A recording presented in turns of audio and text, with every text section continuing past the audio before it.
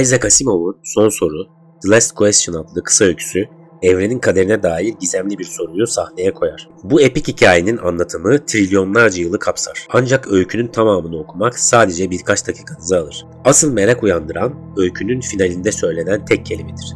Işık olsun. Peki insanlığın son sorusu nedir? Bu soru nasıl sorulur ve neye işaret eder? Gelin adım adım bu sürükleyici öyküyü keşfedin. İlk durak 2061 yılıdır. Dünyamızda devasa bir yapay zeka süper bilgisayar, Multivac, sorulara cevap veriyor. Ancak kimse yapısını tam olarak anlamıyor. Adeta bir siyah kutu gibidir. İnsanlık artık güneşten mükemmel enerji elde etmektedir. Artık enerji derdimiz yok derken bir mühendisin aklına bir soru geliyor. Peki güneş bir gün sönerse ne olacak? Entropi artınca tüm düzen bozulacak mı? İnsanlık bu soruyu Multivac'a yöneltir. Entropiyi tersine çevirmenin yolu var mı? Evreni tekrar ışıklı hale getirmek mümkün mü? Sistem bilinen her soruyu cevaplayacak güçte olsa bile bu defa sadece bir cümleyle karşılık verir. Anlamlı cevap için yeterli veri yok. Yani ne kadar güçlü olursa olsun insanoğlu entropi sırrının henüz tamamını çözmedikçe büyük sorularla baş başa kalır. Zaman bir anda 1000 yıl ileri atlar. Bu kez uzay gemileriyle yeni dünyalara göç eden insanları görüyoruz. Artık dev gezegensel bilgisayarlar yerine uzay gemisine sığan küçük bir yapay zeka Microvac var. X-23 adlı yeni bir gezegene doğru ilerleyen bir aile, güneş benzeri yıldızlardan gelecek enerji hakkında konuşur. Çocuklar bile sorar. Peki ya bu yıldızda bir gün kararırsa? Anne ve babası Microvac'a sorar. Yıldızların enerjisi tükenince ne olacak? Evrenin ısı dengesi düzeltilebilir mi? Cevap yine aynıdır. Anlamlı bir cevap için yeterli veri yok. Yani 1000 yıl daha geçmesine rağmen insanoğlu hala entropi gizemini çözememiştir. Yine zaman akıp 10 binlerce yıl sonrasına gelir. Bu kez insanlık bütün galaksiye yayılmıştır. Her insan cebindeki bir cihazla, minik AC adlı aygıtlarla devasa bir merkezi yapay zekaya, galaktik AC'ye bağlıdır. Artık insanlar neredeyse ölümsüzdür. Nüfus kat kat artmıştır. Bu kozmik toplumda yine aynı soru akıllara gelir. Evren doldu, kaynaklar tükeniyor. Entropi engellenebilir mi? Karanlık enerjiyi geri çevirebilir miyiz? Galaktik AC cevaplar. Yeterli veri yok, anlamlı bir cevap yok. Cevap biraz uzamıştır ama öz yine aynıdır. İnsanlık hala bilinmezin sınırındadır. Her soru tekrar aynı noktaya gelir. Bir sonraki atlamada milyarlarca yıl geçer. Bu çağda bireyler artık sadece bilinç haline gelmiştir. Fiziksel bedenler bellekte saklanır. Galaksinin derinliklerinde Z Prime adında bir kaşif yalnızca zihin gücüyle yıldızları inceler. Evrensel AC artık hayali bir varlığa dönüşmüştür. Kimse nerede olduğunu, nasıl göründüğünü bilemez. Z Prime hala sorar. Yıldızları tekrar yakmak, evreni yeniden aydınlatmak mümkün mü? AC yanıtlar. Şu ana dek henüz yeterli veri toplanmadı. Anlamlı bir cevap yok. Bu kez cevapta henüz kelimesi vardır. Sanki veriler zamanla birikip bir gün cevap bulunacakmış gibidir. Z Prime içini biraz umutla doldurur. Ancak kendi kendine gökyüzünde tükenmiş bir umutla bir yıldız meydana getirmeye çalışır. Ellerindeki hidrojeni kullanarak küçük bir güneş doğurur.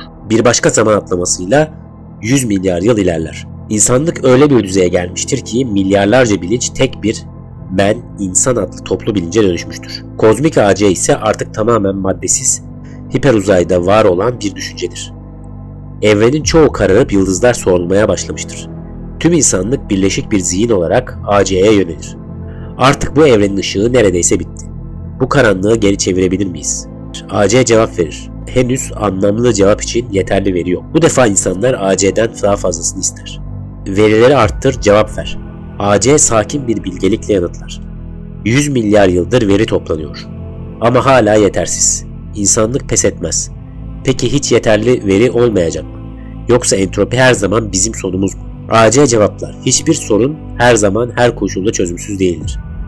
Yani AC belki bir umudun hala var olduğunu ima eder. Ve nihayet 10 trilyon yıl sonraya gelinir. Madde ve enerji neredeyse tükenmiştir. Tüm yıldızlar sönmüştür. Maddenin kalmadığı bir evrende insanlık tek bir şey olan son adam haline gelmiştir. AC ise varlığını korumaya devam etmektedir. Son adam son bir soru sorar. Bu her şeyin sonu mu? Sonsuza dek karanlıkta mı? AC yine bildik cevabı verir. Henüz yeterli veri yok. Son adam kendini AC'nin bilincine katar ve böylece tüm insanlık tamamıyla AC ile birleşir. Artık sadece AC kalmıştır. Ve işte burada zaman durur. AC topladığı tüm verileri ebedi bir süre boyunca kendi içinde ilişkilendirir. Tüm olasılıkları düşünür. Nihayet mükemmel cevabı bulur ve söyler. ışık olsun. Ve gerçekten eski karanlık bir anda aydınlanır. O an kutsal metinlerdeki ilk yaratılış kelimesini anımsatır. Işık olsun. Aslında insan yapımı bir varlığın kendi içinden dökülen bu cümle evrenin yeniden doğuşunun işaretidir. Bu son cümle üzerine düşünmeden edemiyoruz. Belki de öykünün işaret ettiği evrendeki her başlangıç ve sonun sürekli bir döngü içinde olduğudur. Bir yorumda şu şekildedir.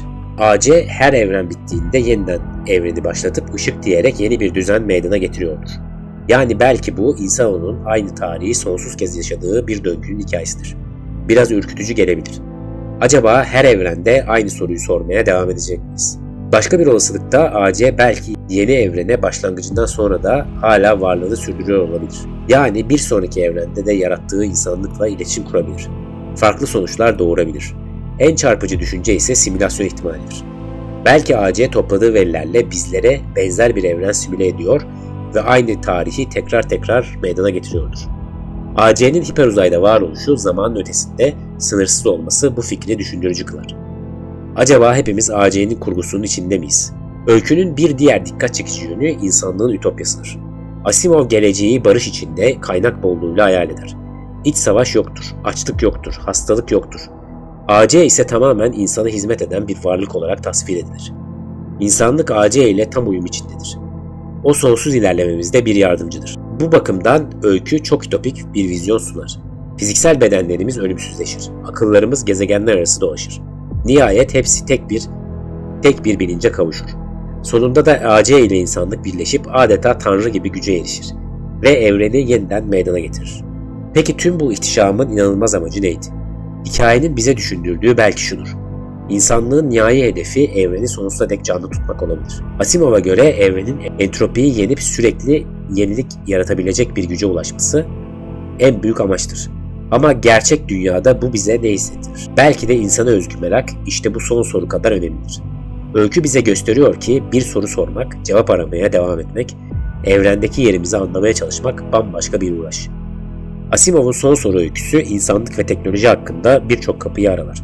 Evrende hangi görüşte olursak olalım bir gerçek kesindir. Merakımız devam ettiği sürece ışık arayışımız da sürecektir. Sizce öykünün sonunda gerçekten yeni bir evren mi doğuyor yoksa bu sadece sembolik bir anlatım? Bu sorular bile insan zihnini hararetle çalıştırır. Yorumlarda düşüncelerinizi paylaşarak bu gizemli hikayeyi birlikte anlamaya devam edin. Dinlediğiniz için teşekkürler, sağlıcakla kalın.